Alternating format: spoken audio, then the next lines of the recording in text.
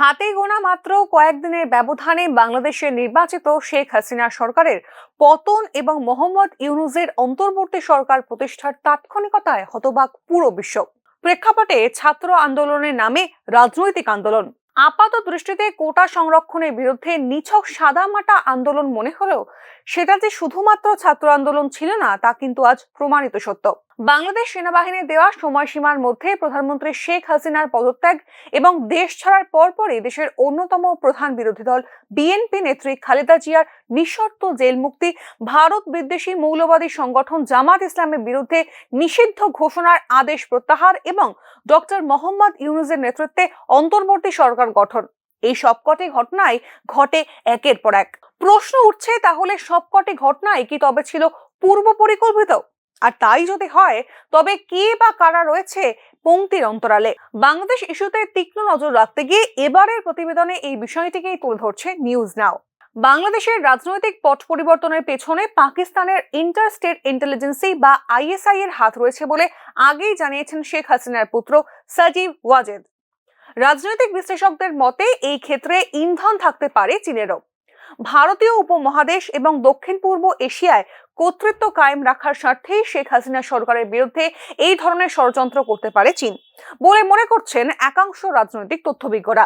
বিশেষ করে তিস্তার মতো বাংলাদেশের বেশ কয়েকটি গুরুত্বপূর্ণ প্রকল্পে অর্থলগ্নি করতে চেয়েছিল চীন, কিন্তু অর্থলগ্নিতে ভারতেই তার একমাত্র পছন্দ বলে জানিয়েছিলেন শেখ হাসিনা, আর সেখানেই তৈরি হয় বিরোধ।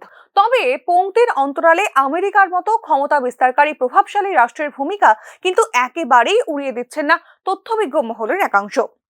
কূটনৈতিক বিশেষজ্ঞদের মতে সাম্প্রতিক বছরগুলিতে বাংলাদেশ নিয়ে আমেরিকার আগ্রহ বেড়েছে উল্লেখযোগ্যভাবে।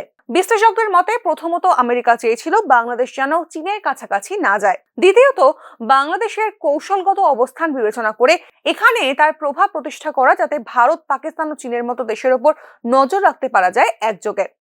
উপরন্তু বাংলাদেশে একটি সেনা বেস ক্যাম্প স্থাপনের প্রস্তাব দিলে শেখ হাসিনা সরকার আমেরিকার সেই প্রস্তাবকে নাকচ করে দেয় এক বাক্যেই। এরপরেই শেখ হাসিনা সরকারের ওপর বিরক্ত হয়ে ওঠে আমেরিকা।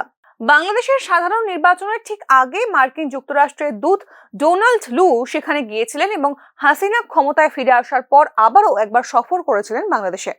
শুধু তাই নয়, সাধারণ নির্বাচনের পর বাংলাদেশে একাধিক গোপন বৈঠকও করেছেন লু।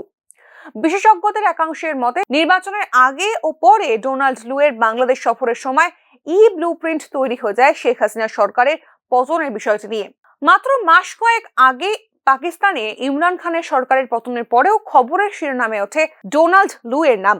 এই ক্ষেত্রে ডোনাল্ড লু পাকিস্তানের সরকার পতনের জন্য সরাসরি দায়ী বলে অভিযোগ করেন ইমরান খান। ডোনাল্ড লু কিভাবে সরকার পতনের পরিকল্পনা করেছিলেন তারও যথেষ্ট প্রমাণ রয়েছে বলে দাবি করেছিলেন ইমরান খান। এদিকে মোহাম্মদ ইউনূসের নেতৃত্বে অন্তর্বর্তী সরকার গঠনের পর প্রতিক্রিয়া দিয়েছে আমেরিকা।